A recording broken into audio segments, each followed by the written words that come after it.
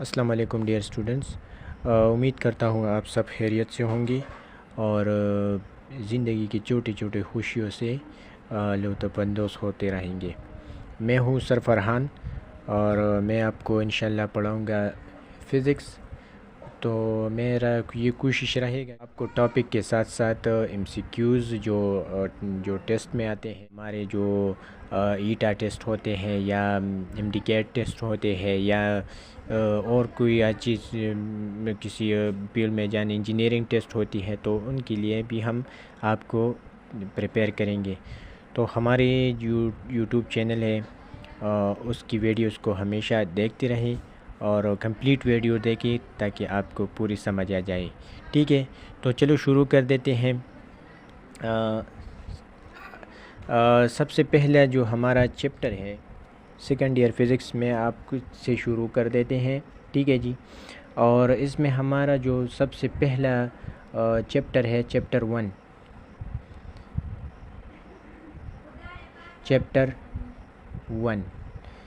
Chapter one से शुरू करते हैं, जिसका नाम है इलेक्ट्रोस्टैटिक्स। अब इलेक्ट्रोस्टैटिक्स क्या है? Basically electrostatics combination of two words, combination of two words।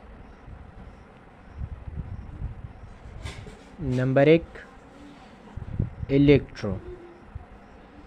Electro mean charges और स्टैटिक्स मीन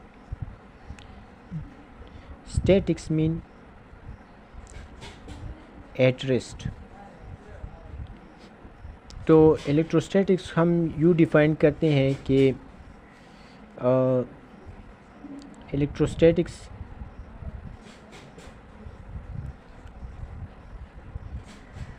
बेसिकली ये the branch of physics,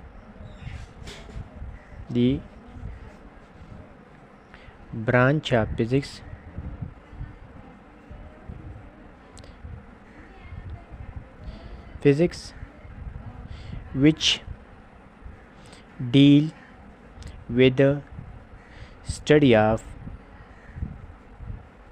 charges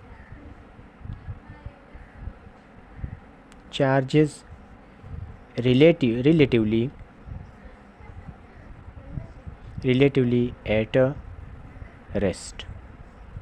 अब हमें यहाँ पर जो बयान कर दिया, लिख लिया रिलेटिवली। तो यहाँ पर रिलेटिवली का क्या मतलब है जनाब? रिलेटिवली का मतलब ये है कि चार्जेस एक दूसरे के लिहाज से रेस्ट में होंगे, यानी मतलब एक ही स्पीड। तो अगर हम इस चार्ज के लिहाज से इस चार्ज का मुशाहिदा करें या इस चार्ज मुशाहिदा करें तो हमें ये दोनों चार्जेस स्टैटिक नज़र आएंगे। बेसिकली ये जो यूनिवर्स है इसमें कोई भी ऐसी चीज़ नहीं है जो स्टैटिक हो, कोई भी ऐसी चीज़ नहीं है स्टैटिक्स हो। तो हम इसलिए कहते हैं कि यूनिवर्स में हमने इसलिए रिलेटिवली का लफ्ज़ इस्तेमाल कर दिया है। जनाब यहाँ पर हम डिफ़ाइन करते हैं चार्जेस क्या है?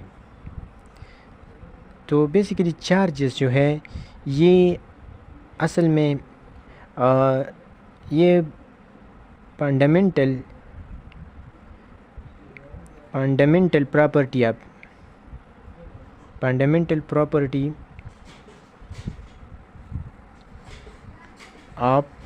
मैटर है। ये मैटर की बुनियादी हुसूसियत है, यानी मतलब ये कि ये पैदाइश से ये चार्ज जो है मैटर के पैदाइश से इसके साथ ये जुड़ा हुआ है। ठीक है, और हम इसको यूँ डिफ़ाइन करते हैं कि it is the fundamental property of matter due to which it interacts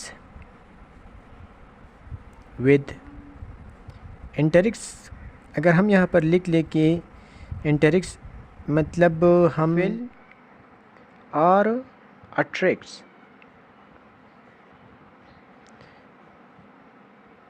other objects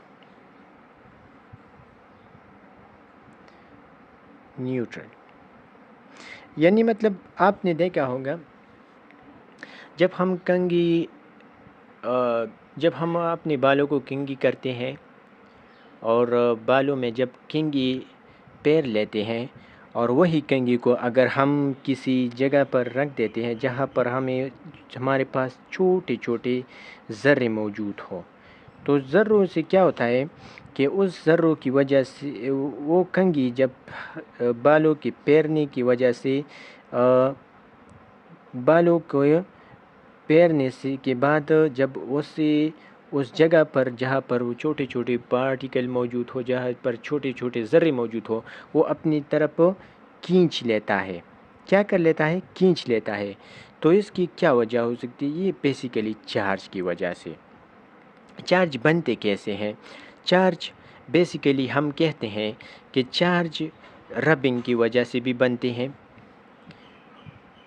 rubbing की वजह से बनते हैं, या हम यूँ कहते हैं कि रबिंग की किस तरह कि इसमें जब परस करें चार्ज जो बनते हैं, तो इसमें बेसिकली क्या होता है कि इसमें जो चीज़ बेसिकली ये हर चीज़ जो है ये एटम से बना है, यानी मतलब मैटर किससे कंपोज हुआ है? मैटर कंपोज हुआ है एटम से। और एटम्स में क्या है? एटम्स में इलेक्ट्रॉन्स है, इस तरह प्रोटॉन्स है, तो इस तरह ये चीज़ें, और न्यूट्रॉन्स मौजूद है। तो प्रोटॉन पर पॉजिटिव चार्ज है, इलेक्ट्रॉन पर नेगेटिव चार्ज है, और न्यूट्रॉन जो है ये हमारे पास न्यूट्रल है। तो असल में कंघी में क्या होता है? कंघी में जब ये कंघी को जब हम अपने बालों में पैर लेते हैं तो क्या होता है कि इसमें मौजूद लास्ट शेल में, इसके जो आखिरी शेल में इलेक्ट्रॉन परस करे, इसके लास्ट शेल में एक इलेक्ट्रॉन मौजूद है। तो क्या होता है? वो इलेक्ट्रॉन रबिंग की वजह से ड्यू टू रबिंग क्या होता है? ये इलेक्ट्रॉन एनर्जी गेन करके बाहर चला जाता है, उस पर पॉजिटिव चार्ज आ जाता है। तो इस पॉजिटिव चार्ज को हम कहते हैं कि ये कंघी जो है ये क्या हो गया? ये चार्ज हो गया। तो अब हम आते हैं ये चार्ज की जो बेसिकली ये डिफिनीशन है। अब आते हैं कि चार्ज हमारे पास हिस्ट्री ऑफ चार्ज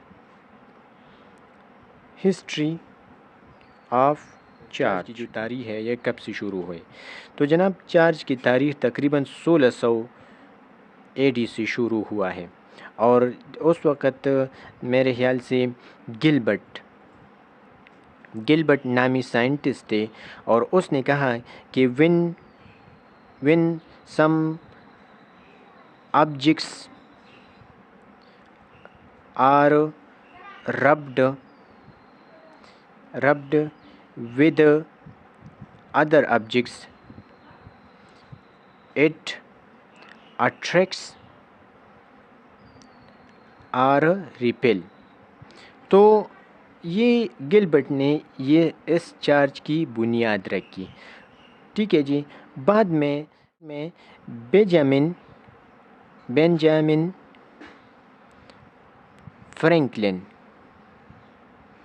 फ्रैंकलिन आए, और उसने चार्ज को डिस्ट्रीब्यूट किया। चार्ज डिवाइडेड इनटू काइंड्स, मतलब इसने चार्ज को दो हिस्सों में डिवाइड किया दिया। क्या किस दो हिस्सों में? एक को पॉजिटिव कह दिया, पॉजिटिव चार्ज, एंड दूसरे को नेगेटिव चार्ज कह दिया। अब इसने किस बुनियाद पर चार्ज को हिस्सों में तकसीम किया, यानी चार्ज को काइंड्स में तकसीम किया। तो बेसिकली बेंजामिन फ्रैंकलिन ने पॉजिटिव को उसने कहा कि विन ग्लास रॉड जो है, ग्लास रॉड, जब हम ग्लास रॉड को रब करते हैं किसके साथ? सिल्क क्लॉथ के साथ। किसके साथ? सिल्क क्लॉथ के साथ रब करते हैं।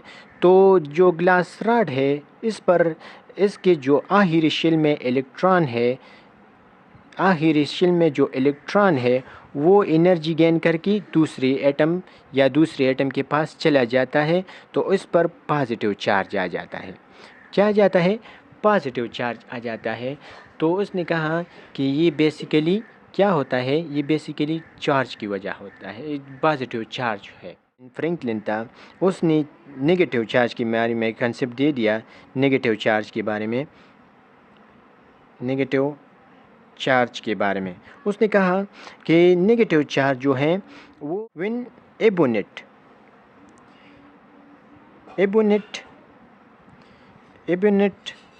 Rod is rubbed with animal fur. अब नेगेटिव चार्ज के बारे में फ्रैंकलिन साहब ने कह दिया कि जब हम एबोनेट क्या है? एबोनेट असल में सख्त रबड़ है। और सख्त रबड़ को जब हम जो एनिमल जो जानवर है उसके काल के साथ रब करते हैं तो क्या होता है? इस सख्त रबड़ की जो आखिरी शेल में इलेक्ट्रॉन है उसे एक इलेक्ट्रॉन की ज़रूरत है। तो क्या कर लेता है? वो एनिमल की काल से एक एटम लेके ये अपनी एक इलेक्ट्रॉन मुकम्मल कर देता है और यहाँ पर इस पर नेगेटिव चार्ज आ जाता है। तो उसने कहा कि नेगेटिव चार्ज बेसिकली ये जानवर की काल और जो एबोनेट है इसके रबने से ये नेगेटिव चार्ज पैदा होती है। और इसी तरह जो ग्लास रॉड है और दूसरी जो हमारे पास सिल्क क्लॉथ है, रेशमी कपड़ा है, उसके रबने से हमारे पास पॉजिटिव चार्ज आता है। तो इसको बेसिकली फ्रैंकलिन ने डिफाइन कर दिया था। अब आते हैं चार्ज एक स्केलर क्वांटिटी है। चार्ज स्केलर है। स्केलर क्वांटिटी है और इसकी जो यूनिट जो है वो हमारे पास कूलम है।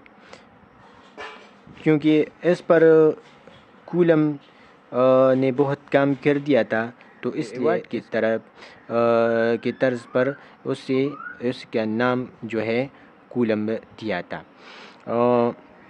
फिर हम इंशाल्लाह इस वीडियो में हम बात करेंगे कि 1 कूलम कितने इलेक्ट्रॉन्स की बराबर है। इस पर भी हम बात करेंगे बाद में, ठीक है जी। और अब आते हैं कुछ प्रॉपर्टीज़ या कैरेक्टरिस्टिक की बात करते हैं। चार्ज की कैरेक्टरिस्टिक्स ऑफ चार्ज कि चार्ज की कैरेक्टरिस्टिक खुसूसियात क्या है। तो बेसिकली चार्ज नंबर 1 है, चार्ज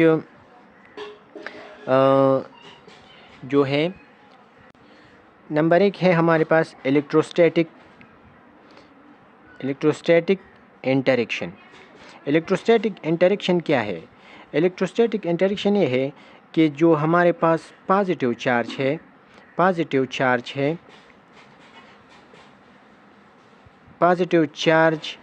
है और जब हम इसके करीब दूसरा पॉजिटिव चार्ज क्या कहते हैं, पॉजिटिव चार्ज ले आते हैं तो क्या होता है? इसको रिपेल कर देता है।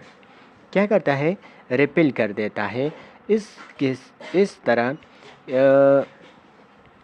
इस तरह जब हम नेगेटिव चार्ज हम करीब लाते हैं किसके साथ, नेगेटिव चार्ज की तरह, नेगेटिव चार्ज के साथ, तो क्या करते हैं, ये भी रिपेल कर देता है। ठीक है जी। और इसको हम एक नाम देते हैं अलाइक चार्ज। क्या क्या नाम देते हैं, अलाइक चार्ज इंटरेक्शन। और डिसलाइक, अनलाइक, अनलाइक चार्ज क्या होता है, अनलाइक चार्ज जब हम पॉजिटिव चार्ज को नेगेटिव चार्ज के करीब लाते हैं तो क्या होता है, नेगेटिव चार्ज के करीब लाता है तो क्या होता है कि हमारे पास अट्रैक्ट कर देता है।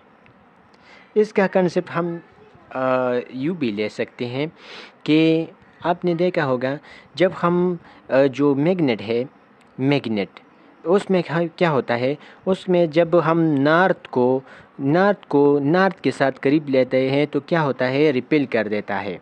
और इस तरह जब हम साउथ के करीब लेते हैं तो क्या होता है, रिपेल कर देता है। इसी तरह जब नॉर्थ को साउथ के करीब लाते हैं तो क्या होता है, ये अट्रैक्ट कर देता है। तो इस तरह बिल्कुल ठीक इसी तरह ये भी पॉजिटिव को रिपेल कर देता है, नेगेटिव को रिपेल कर देता है। और इसी तरह जो पॉजिटिव नेगेटिव चार्ज है वो एक दूसरे को अट्रैक्ट कर देता है। ठीक है जी। दूसरी बात ये है कि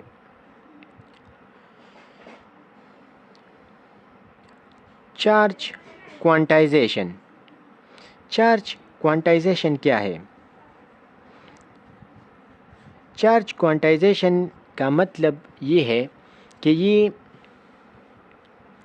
चार्ज क्वांटाइजेशन का मतलब ये है कि charge has a specific value which is integral multiple। यानी आपने देखा होगा कि चार्ज जो है उसकी एक इंटीग्रल वैल्यू होगी, कंप्लीट वैल्यू होगी, जिसके लिए हमारे पास मिनिमम वैल्यू है। मिनिमम वैल्यू जो है वो है हमारे पास वो है 1.6 × 10⁻⁻19 कूलम। इससे हमारे पास इससे कम वैल्यू नहीं हो सकती, चार्ज की इससे कम वैल्यू तो नहीं हो सकती बिल्कुल। इससे हाँ, अगर इससे बड़ी वैल्यू चाहते हो तो क्या करेंगे हम, अगर इससे बड़ी वैल्यू को चाहते हैं तो हम इसके साथ इंटीग्रल एक मल्टीपल को मल्टीप्लाई करेंगे, एक होल नंबर को मल्टीप्लाई करेंगे। जैसा कि हम 1 को मल्टीप्लाई करेंगे, 2 को मल्टीप्लाई करेंगे, 3 को मल्टीप्लाई करेंगे और इस तरह। ठीक है, 1/2, 1/3, 1/4, 2/4 इस तरह हम मल्टीप्लाई नहीं कर सकते। ठीक है जी। तो चार्ज क्वांटाइजेशन है, जब चार्ज ट्रांसफ़र होगी तो ये एक क्वांटिटी, एक पैकेट के फॉर्म में ट्रांसफ़र होगी जिसकी कम से कम वैल्यू 1.6 होगी और जिसकी अपर value integral multiple of number होगी, यानी मतलब एक होल नंबर होगा। इस तरह नहीं होगा 3.5 कूलम चार्ज ट्रांसफ़र हो गया, 2.5 कूलम चार्ज ट्रांसफ़र, इस तरह नहीं होगा। चार्ज ट्रांसफ़र होगा तो कंप्लीट एक होल नंबर ट्रांसफ़र होगा। ठीक है जी। तो ये थी हमारे पास चार्ज क्वांटाइजेशन। और इसके लिए जो मैथमेटिकल फार्मूला वो है Q = NE। और यहाँ पर ये है हमारे पास चार्ज क्वांटाइजेशन। और ये हमारे पास क्या है, ये हमारे पास एलिमेंट्री चार्ज है। एलिमेंट्री चार्ज है। अब एलिमेंट्री चार्ज क्या है, इसके पर भी हमारे पास 3rd नंबर पर चार्ज की जो खासियत है वो है एलिमेंट्री चार्ज। इसको मेरे ख्याल से पहले करना चाहिए था, लेकिन वीडियो में तीसरे नंबर पर आ गया। तो एलिमेंट्री चार्ज क्या है?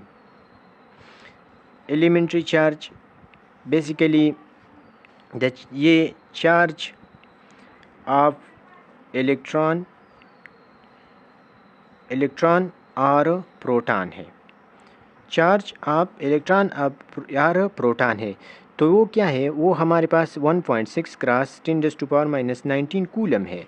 तो ये हमारे पास चार्ज इलेक्ट्रॉन या प्रोटॉन की जो चार्ज है उसको हम क्या कहेंगे? उसको हम एलिमेंट्री चार्ज कहेंगे। ठीक है जी। अब आते हैं उस बात की तरफ कि हमारे पास एक कूलम कितने इलेक्ट्रॉन्स की बराबर होता है, कि वन कूलम कितने इलेक्ट्रॉन्स के बराबर होता है। तो बेसिकली वन कूलम जो है उसको हम इस तरह लिख सकते हैं कि Q = NE।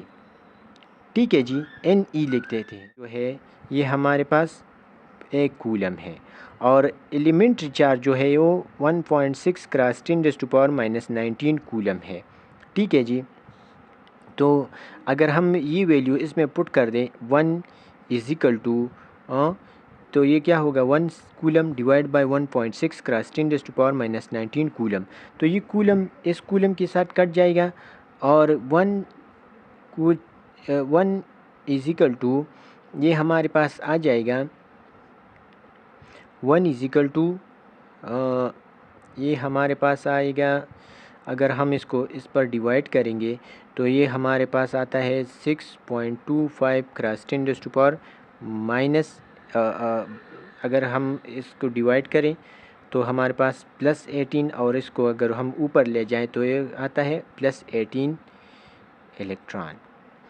तो इससे क्या हुआ कि तकरीबन क्या बनते हैं? इससे 6.25 क्रॉस 10⁻। एक कूलम चार्ज जो है, एक कूलम चार्ज ये तकरीबन 6.25 क्रॉस 10⁻18 इलेक्ट्रॉन के बराबर है। ठीक है जी।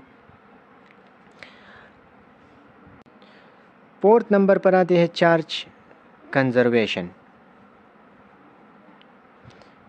चार्ज कंजर्वेशन क्या है? कि पर एन आइसोलेटेड सिस्टम, कोई भी ऐसा सिस्टम जो आइसोलेटेड हो, जो चार्ज को ज़ाया न कर सके, उस सिस्टम को हम जो इनिशियल और फाइनल में हमारे पास चार्ज को एक जैसा रखे, इसको हम क्या कहते हैं? आइसोलेटेड के सिस्टम कहते हैं। तो ऐसा सिस्टम पर an isolated system the total charge remain the same. यानी ट्रांसफरिंग से पहले जितना चार्ज था और ट्रांसफरिंग के बाद जितना चार्ज है ये बिल्कुल सेम रहेगा। जिस तरह हमने इलास्टिक कोलिजन में कहा था, इलास्टिक कोलिजन आपने फर्स्ट ईयर में पढ़ा होगा। इलास्टिक कोलिजन में हमने कहा था कि जब जो एनर्जी है, कोई दो सिस्टम है जो जिसकी एनर्जी परस करे इस सिस्टम की जो एनर्जी है वो परस करे 5 जूल एनर्जी है, और इसके साथ परस करे मोमेंटम ले लूँ, परस करे इसकी 5 न्यूटन सेकंड जो है मोमेंटम है, और इसकी जो है 7 न्यूटन सेकंड जो है मोमेंटम है। तो अगर इसकी जब कोलिजन के बाद इसकी मोमेंटम चेक कर ले तो मोमेंटम बिल्कुल यहाँ पर जो जितना मोमेंटम है 12 न्यूटन सेकंड, और अगर इस पर हम टोटल नेट मोमेंटम चेक करें तो यहाँ पर भी हमारे पास 12 न्यूटन सेकंड ये हमारे पास मोमेंटम आएगा। तो ठीक इसी तरह चार्ज कंजर्वेशन में भी अगर चार्ज ट्रांसफ़र होगा, परस करें दो चार्जेस है, एक चार्ज जो है इस पर 9 कूलम चार्ज है, एक एटम है इस पर इसके साथ 9 कूलम चार्ज है, और जो हमारे पास दूसरा एटम है उसके पास मेरे ख्याल से परस करें 4 कूलम चार्ज है। और इसके ट्रांसफरिंग के बाद यानी मतलब एक दूसरे के साथ श्रिंक हो गई, और श्रिंक होने के बाद जो है हमारे पास जो जिसकी चार्ज है, एक की चार्ज 5 हो गई और दूसरी की चार्ज जो है वो क्या हो गई, वो क्या हो गई, वो 8 हो गई। यानी मतलब 5 कूलम चार्ज 8 कूलम चार्ज। तो यहाँ पर अगर हम चेक कर लें 4 और 9 13 आता है, और यहाँ पर अगर हम चेक करें तो यहाँ पर भी 13 कूलम आता है। तो नेट चार्ज जो है वो रिमेन सेम रहेगा। और इसके लिए हम दूसरी जो लॉ है कहते हैं कि charge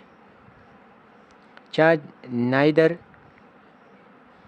be created nor destroyed in single. Charge को हम सिंगल ना तो पैदा कर सकते हैं और ना ख़त्म कर सकते सिंगल चार्ज। हाँ, अगर पेयर हो, चार्ज अगर पेयर में हो तो फिर हम इसे क्रिएट भी कर सकते हैं, कैन भी क्रिएट कर सकते हैं और डिस्ट्रॉय भी कर सकते हैं। याद रखें, चार्ज को हम पेयर्स में यानी मतलब पॉजिटिव नेगेटिव में क्रिएट भी कर सकते हैं और डिस्ट्रॉय भी कर सकते हैं, लेकिन सिंगल में ये नामुमकिन है। ठीक है जी। लास्ट पर आते हैं terminologies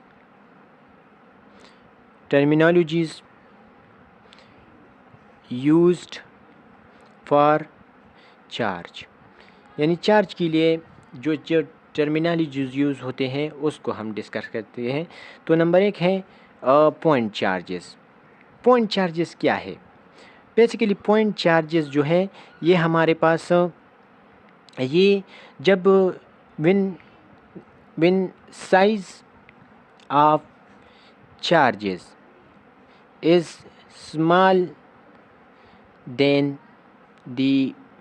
smaller than the it's separation, यानी मतलब एक दूसरे से जितना सेपरेशन है उससे उसका साइज़ जो है वो छोटा है, तो हम कहते हैं कि उसको हम फिर क्या कहते हैं, फिर पॉइंट चार्जेस कहते हैं, पॉइंट चार्जेस कहते हैं। यानी मतलब दो चार्जेस हैं, ठीक है जी।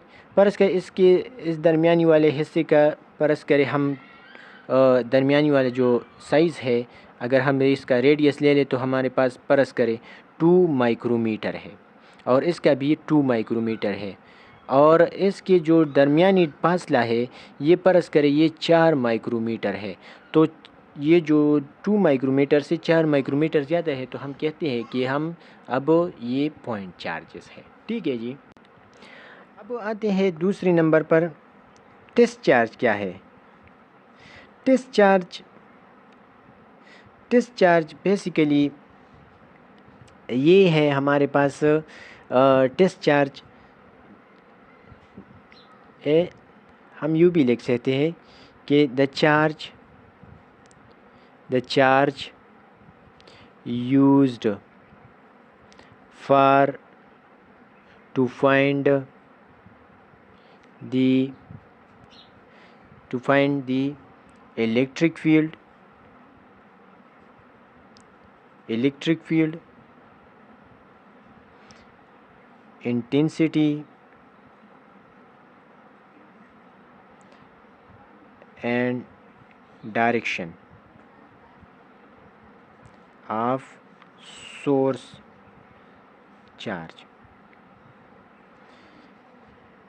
क्या है? ये नाम से भी जाहिर है कि नाम से टेस्ट, ये चार्ज है, स्मॉल चार्ज है, ये आमतौर पर स्मॉल चार्ज होता है, स्मॉलर होता है, और इसको हम किसके लिए, सोर्स चार्ज की इंटेंसिटी, इलेक्ट्रिक फील्ड और डायरेक्शन मालूम करने के लिए इस्तेमाल कर देते हैं। अब एक सवाल अक्सर स्टूडेंट्स के जहन में आते हैं कि हम sir negative charge test charge क्यों नहीं लिखते हैं। तो बेसिकली ये मैं आप स्टूडेंट्स और व्यूअर्स को बता दूं कि बेसिकली नेगेटिव चार्ज क्रिएट करना मुश्किल है बनिस्बत पॉजिटिव चार्ज क्रिएट करना। तो हमारे पास जो साइज़ है, छोटे साइज़ का चार्ज क्रिएट करना, पॉजिटिव चार्ज क्रिएट करना आसान है बनिस्बत नेगेटिव चार्ज क्रिएट करना। तो इसलिए हम जो है टेस्ट चार्ज पॉजिटिव चार्ज लेते हैं। ठीक है जी। और ये स्मॉल क्यों लेते हैं, इसकी भी एक रीज़न है कि ये असल में सोर्स चार्ज की जो इलेक्ट्रिक फील्ड है उसके इलेक्ट्रिक फील्ड पर कोई असर नहीं डालता। हाँ, ऑब्ज़र्व महसूस कर लेता है, लेकिन उस पर के जो इलेक्ट्रिक फील्ड है उस पर गहरा असर नहीं डालता। इसलिए हम कहते हैं कि ये जो सोर्स चार्ज है, ये जो टेस्ट चार्ज है ये स्मॉल होता है। ठीक है जी। और तीसरी जो है सोर्स चार्ज। सोर्स चार्ज क्या है कि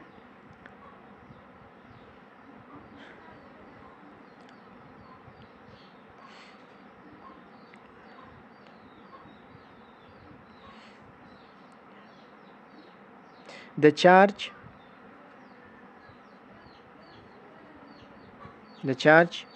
for which the test charge is used,